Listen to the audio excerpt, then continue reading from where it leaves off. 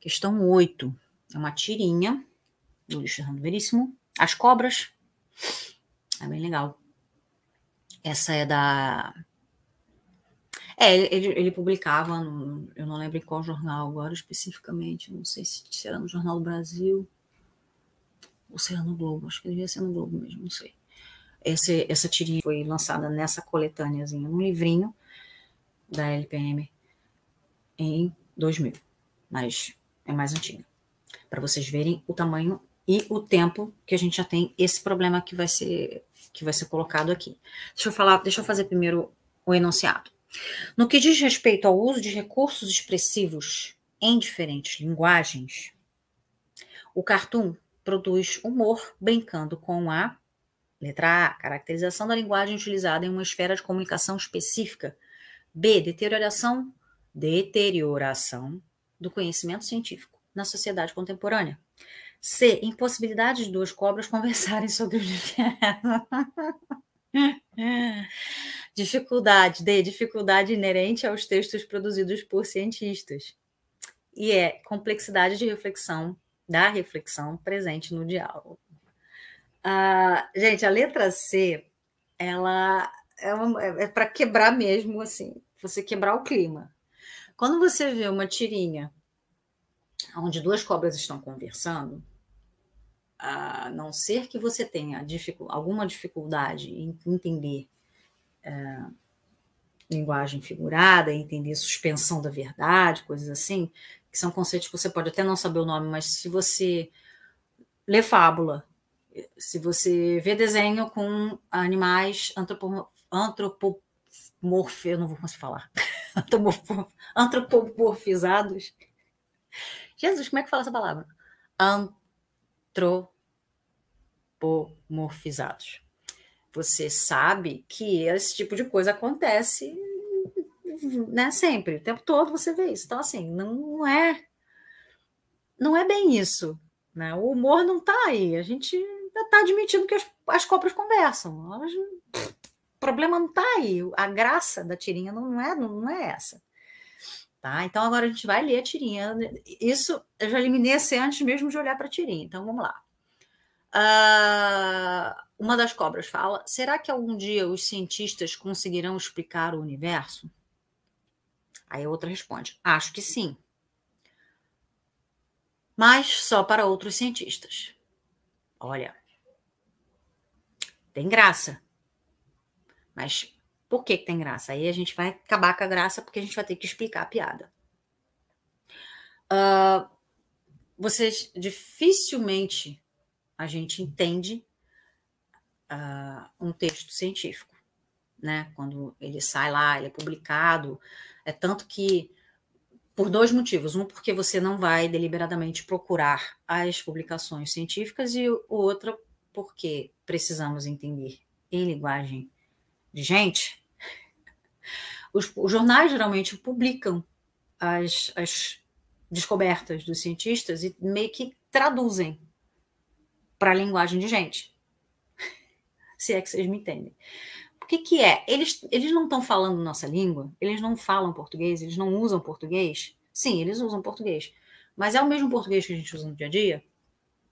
Não necessariamente, né? E aí é que está a questão que a segunda cobra falou, né? Eles pode até ser que eles consigam descobrir, sim, conseguir explicar o universo, mas eles só vão conseguir explicar na língua deles, ou seja, só eles vão entender. Eles vão explicar para outros cientistas, certo? Segura esse pensamento aí, porque a gente agora vai para as questões de novo, para as opções. A letra A diz assim: caracterização da linguagem utilizada em uma esfera de comunicação específica. Olha aí. Caracterização da linguagem utilizada em uma esfera de comunicação específica.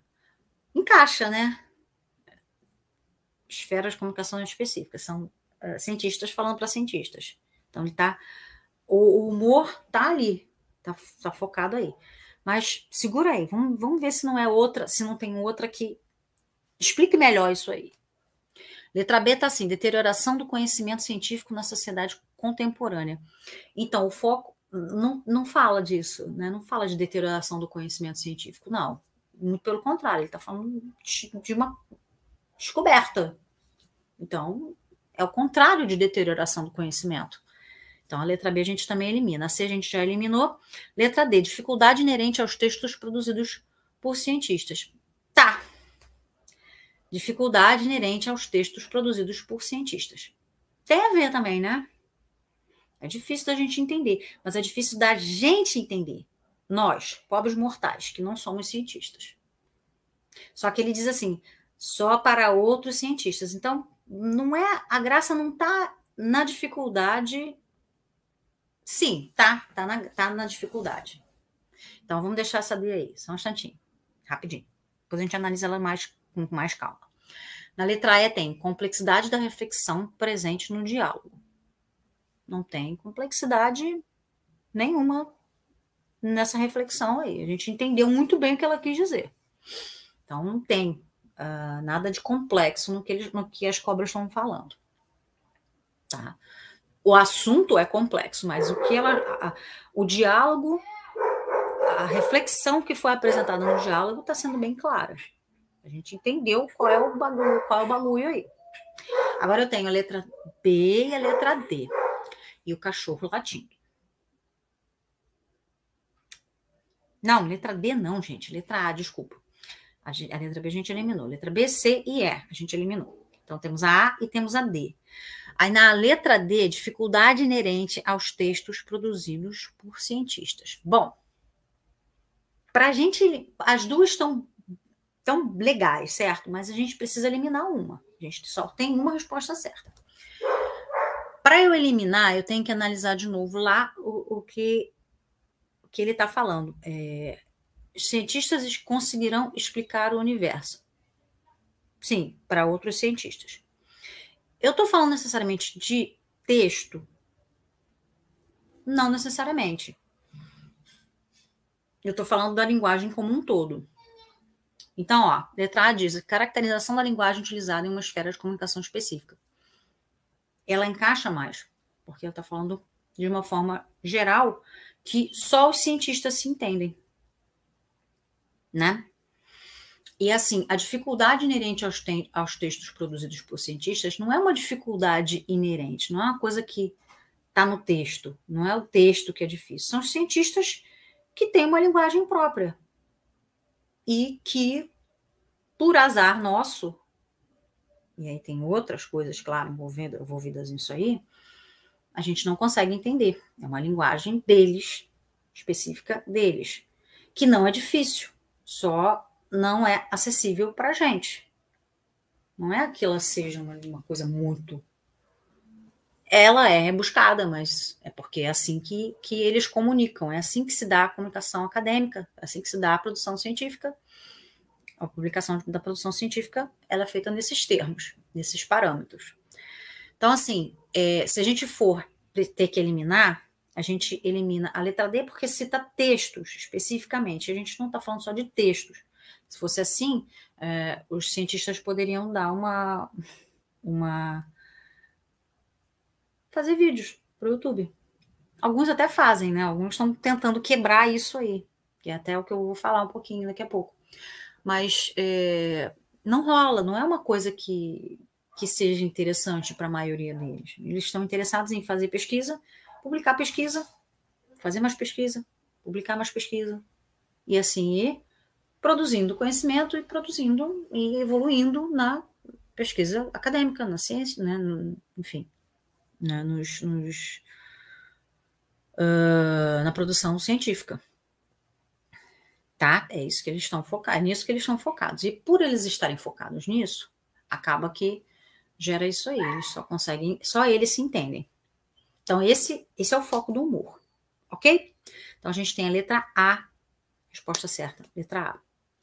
E aí, o que a gente tem aqui? Ele está falando sobre de todos os problemas em termos de língua e linguagem que a gente tem, que a gente discute, a gente fala muito, eu falo muito, eu bato muito na norma culta, na norma padrão, português, linguagem gramatical, e a gente sabe que é preciso normatizar, é preciso ter as regras escritas bonitinhas, mas as regras existem porque as pessoas usam. E não o contrário. A gente não cria regras para as pessoas usarem. A gente só escreve as regras que são usadas. Então, cada vez que tem uma mudança na forma que as pessoas usam a língua, existe essa necessidade de você revisar essas regras e você criar novas regras. Certo? Para quê? Para tentar uniformizar, ou pelo menos tentar com que todo mundo conheça uma forma na média, que todo mundo fala, para todo mundo se entender, porque senão a língua vai ficando muito, muito diferenciada em cada lugar, e aí fica mais difícil de você se entender. Então, é por isso que a gente tenta sempre dar uma freada, pelo menos na parte escrita, na produção escrita. Então, essas regras são basicamente para a produção escrita. Mas a gente também tem que falar sobre a linguagem, sobre o idioma acadêmico, que não é uma linguagem, obviamente, não é uma língua própria, mas é um jeito de se comunicar muito específico e muito elitista. Mas eu arrisco dizer que é mais elitista até do que a galera que prega falar e escrever somente usando a língua padrão. Porque não só se usam regras de acordo lá com a gramática, mas se usa uma linguagem, se usa um vocabulário muito específico. Mas são termos científicos. Sim, são termos científicos. Mas eu não sei se vocês já repararam. Quem é mais velho deve lembrar. As bulas de remédio eram insuportáveis. E, de alguma forma, a gente aceitava que bula de remédio era um negócio que você não tinha que entender. No máximo, você lia lá a posologia, com o modo de usar. Posologia, né, começa com isso. Posologia, você aprende que posologia é modo de usar, porque tá lá na bula. Ninguém fala posologia. Doutor, como é que vai ser? Qual é a posologia desse remédio? Não, você fala, doutor, como é que eu uso esse remédio? Como é que eu tomo esse remédio? Certo? Então, era basicamente a única coisa que você entendia. No máximo, a composição, porque você tinha que ver se tinha açúcar, o que tinha ali, o tal do recipiente, né, que é o veículo, enfim, termos bem técnicos, termos muito específicos, que não eram termos, que não eram palavras que a gente usava no dia a dia. Se você pegar a bula hoje em dia, ela tá bem mais fácil, ela vem perguntinhas, né? Qual a composição desse remédio? O que tem nesse remédio? Às vezes é tão esmiuçado que vem assim, o que tem nesse remédio? Qual a composição? Quais são os ingredientes?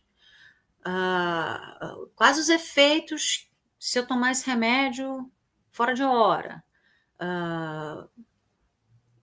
Com o que eu não posso misturar esse remédio? Assim, as perguntinhas são os prompts, né? São aquelas que levam você a descobrir o que você precisa saber, na verdade, que é realmente contraindicações, efeitos adversos, interações medicamentosas. São termos mais técnicos que você lia e fala, interações medicamentosas, tá? Que achei isso? Não sei. Então, ficou mais esmiuçadinho. Percebem? Eu acho que, pelo menos para mim, a melhor forma de ilustrar o quanto a elite acadêmica está num ponto e a gente aqui que se utiliza e colhe os benefícios dessa pesquisa científica, né, não são parte da elite, estão ali excluídos de participarem dessa questão toda.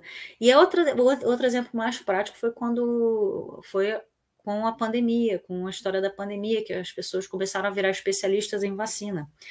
Se houvesse, e nesse momento até começou a ter mais, porque já tinham alguns no YouTube, alguns cientistas, né, preocupados com isso, mas parece que nesse período apareceram outros, e assim, outras áreas também, não só a parte de medicina, bioquímica, biomedicina e tal. As coisas meio que melhoraram nesse sentido, mais pessoas começaram a se tocar de que as pessoas não sabiam como a vacina era feita, as pessoas não sabiam o que era o método científico. As pessoas começaram a duvidar de uma coisa que a gente era acostumada já há anos, né? Então, começamos a questionar, tá certíssimo, porém, por conta dessa distância, né, da academia para a população em geral, esse questionamento demorou para ser atendido, respondido, ou foi atendido, respondido de uma forma ineficiente, o que acabou gerando muita fake news, muita desinformação, muita fofoca, muita gente fazendo coisas absurdas, gente tomando antibiótico para tentar matar, para tentar curar virose. Isso, enfim, para dizer o mínimo.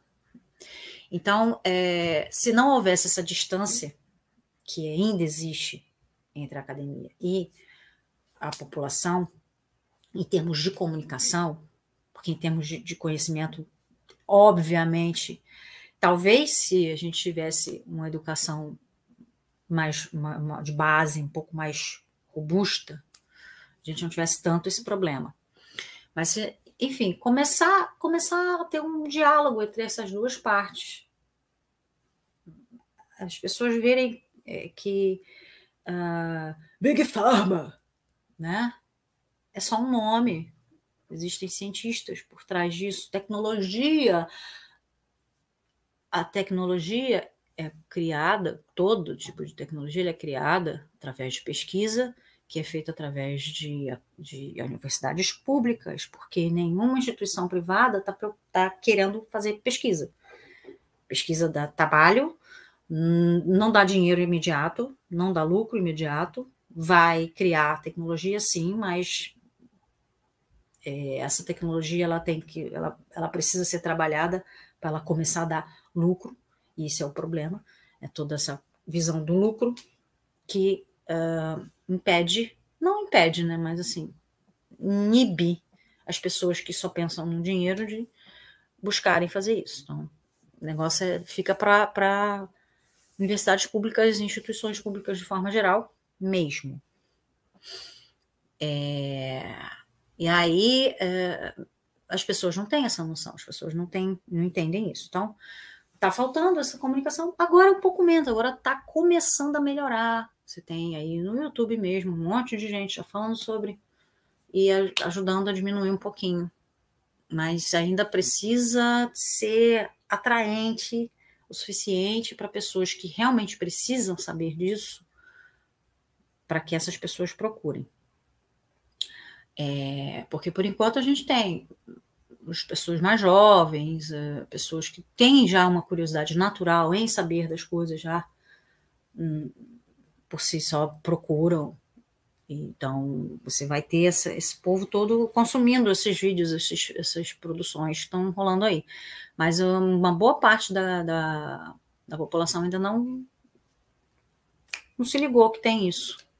E o ideal é a gente deixar isso um pouco mais, mostrar um pouco mais isso, mostrar que tem sim como entender ciência, tem como entender as coisas de uma forma mais simples.